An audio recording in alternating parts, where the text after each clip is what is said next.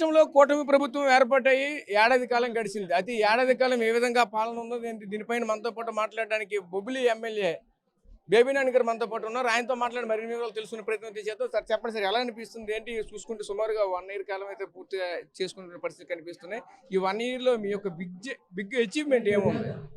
ముందుగా మా నాయకులు పెద్దలు పూజ్యులు అశోక్ గజపతిరాజు గారికి 74వ జన్మదిన శుభాకాంక్షలు తెలియజేసుకుంటూ, వారు ఆయురారోగ్యాలు ఐశ్వర్యంకి వారిని కోరుకోకలేదంటే, ఎందుకంటే కొన్ని వేలాది కోట్లు ఉత్తరాంధ్ర ప్రాంతానికి దానం చేసినటువంటి కుటుంబం ఆయురారోగ్యాలతో సుఖ సంతోషాలతోనే ఉండాలని కోరుకుంటూ, ఈ ఏడాది పాలన అమితమైనటువంటి ఆనందాన్ని ఇచ్చింది.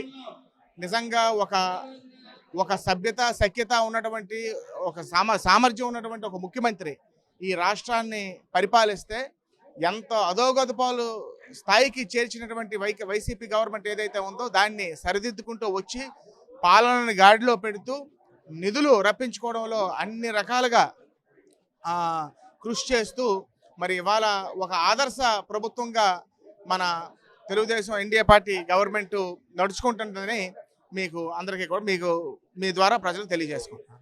అదేవిధంగా ఈరోజు ఉమ్మడి విజయనగరం జిల్లాకు సంబంధించి సుమారు చూసుకుంటే 9 మంది ఎమ్మెల్యేలు అయితే ఉన్నారు. ఈ 9 మంది ఎమ్మెల్యేలు 2 మినిస్టర్ల మధ్య సుమారు చూసి అందరికంటే బేస్గా అనిపించుకుంది. బొబ్బిలి కాన్స్టిట్యూన్సీ చూసుకుంటే అందరికంటే గొప్పగా పరిపాలన సాగుతుంది, ప్రజలు కూడా హర్షణీయంగా ఉన్నారని చెప్పుకోసం ఎలా ఎటువంటి ప్రణాళికతో వెళ్తున్నారు, ఏ విధంగా ప్రజలతో మమేకం అవుతున్నారు? చాలా సంతోషం అండి. ఇవాళ for the people, of the people, by the people అనే నినాదంతోనే తాతల నాటి కాలం నుంచి కూడా ఒక ఒరవడు సృష్టించుకొని పాలన సాగిస్తున్నాం. నేనే బేష్ కాదు, అందరూ కూడా ఉమ్మడి జిల్లాలో 90 మినిస్టర్స్ అందరూ కూడా ప్రతి ఒక్కరు కూడా వారి నియోజకవర్గాల్లో ఆదర్శంగా తీర్చిదిద్దడానికి అన్ని రకాలుగా అభివృద్ధి చేయడానికి అందరం కూడా కలిసికట్టుగా మా నియోజకవర్గాల్లోనూ ఒకరికొకరు పరస్పరంగా సహాయపడుతూ తోడ్పడుతూ అందరి సహాయ సహకారాలతో 9 మంది కూడా అందరూ కూడా బేష్గా పరిపాలన సాగిస్తున్నారు. అంటే యువతకి మీరు వస్తే ఎంతో పెద్ద పీట వేస్తారని యువత అంతా కూడా చాలా ఎదురు చూసిన పరిస్థితి కనిపిస్తుంది. ముఖ్యంగా చూసుకుంటే బొబ్బిలి గ్రోత్ ఇండస్ట్రీ కూడా ఉంది.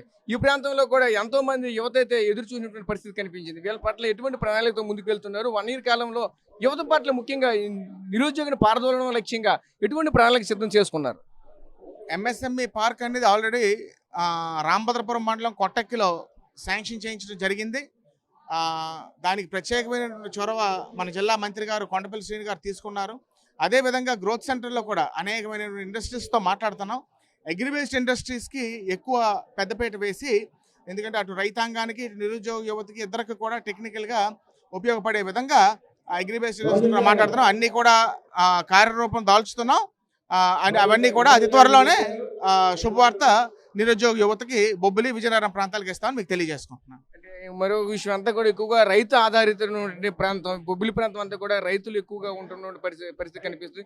రైతులకు సంబంధించి తాగునీరు కావచ్చు, సాగునీరు కావచ్చు, ఎటువంటి ప్రణాళిక సిద్ధం చేసుకునే సంవత్సరం కావస్తున్నంత వరకు కూడా ఇరిగేషన్ పనులు మాత్రం ఎక్కడక్కడే నత్తనడగ్గా సాగుతున్న పరిస్థితి కనిపిస్తుంది. గత ప్రభుత్వం చూసుకుని పూర్తిగా ఈ ఇరిగేషన్ సంబంధించి ఏ ఒక్క పని కూడా ముందుకు వెళ్ళినటువంటి పరిస్థితి కనిపిస్తుంది. ఈ ప్రభుత్వం అయినా సరే చేస్తుందని రైతులంతా కూడా ఎంత ఆలోచిస్తూ ఆనందం వ్యక్తం చేశారు. కానీ ఇప్పుడు కదా అటువంటి పరిస్థితి కనిపించడం, దీన్ని ఎలా చూడాలి?